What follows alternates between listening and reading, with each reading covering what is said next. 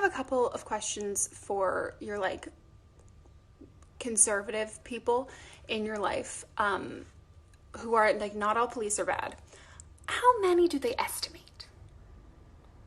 Like, if they were to say a number, what would the number be?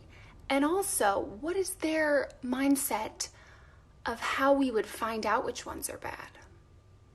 You know? Like, do they have to murder people first? My other question is, aren't said good cops, like, shouldn't they be the ones who are so pro starting this all over again? Because the bad ones are clearly making them all look bad. Like, wouldn't you be like, no, let's reform this, let's fix this, because these dudes, I don't want to go down with this ship, you know? But, and for those good cops, they started and joined, right? Because they wanted to like help people. So then if we defund the police and everything is, you know, criminal prevention and mental health, and they like went to school for a bunch of years and studied a ton to get these degrees in mental health and crisis and de-escalation, and they spent all of this time learning and being educated on this, and then they really can help people. So why are they against that? Because like, isn't that what they want to do? Do you know what argument never fails to make me laugh? And like laugh in a dark way is then when conservatives will be like, well, what about sexual assault and rape? And I'm like, first of all, nobody's working on that. Nobody's getting charged. And also then when they do, it's Brock Turner. But like, I thought we were like asking for it. Like, but now you're like, do you really want to get rid of that? Like the defunding, like all the stuff that we've done for like sexual assault victims? Like, aren't you the same fucking people who like made fun of the Me Too movement?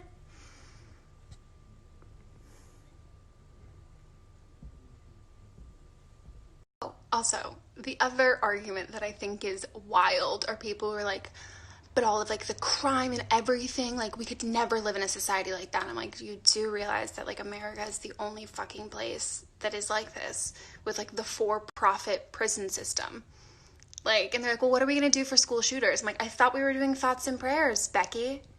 Is that not working? For the few people who are saying that I need to go about this in a nicer way and not be judgmental and make this a judgmental free zone and hear these people out on their opposing beliefs, and that's gonna be how I get to them. No, I can't get to those people. I cannot get to people who don't want to be gotten to, who don't want to be educated on this at all. And I get great messages like these from people who haven't been super educated on it or didn't really know or now learning more, but it is a waste of my time and putting energy onto someone whose beliefs are racist, sexist, all of that shit is a waste of my time, and it feeds their fucking ego.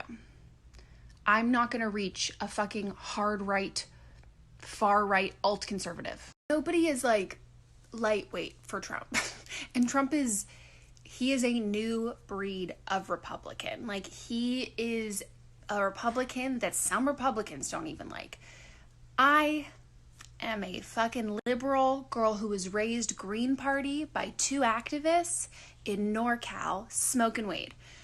My audience is not conservative.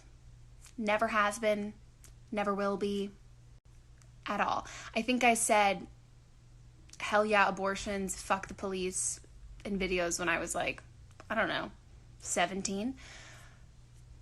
So I can only reach the audience that I have. I am not going to cater to an audience that I don't have, and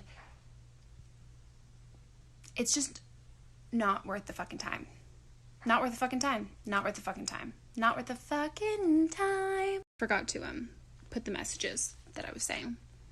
Here they are. This is the example.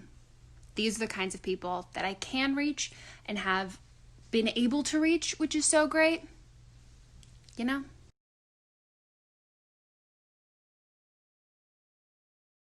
Black neighborhoods are over-policed, so of course they have higher rates of crime.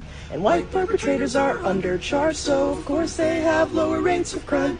And all of those stupid stats you keep using are operating off a small sample size. So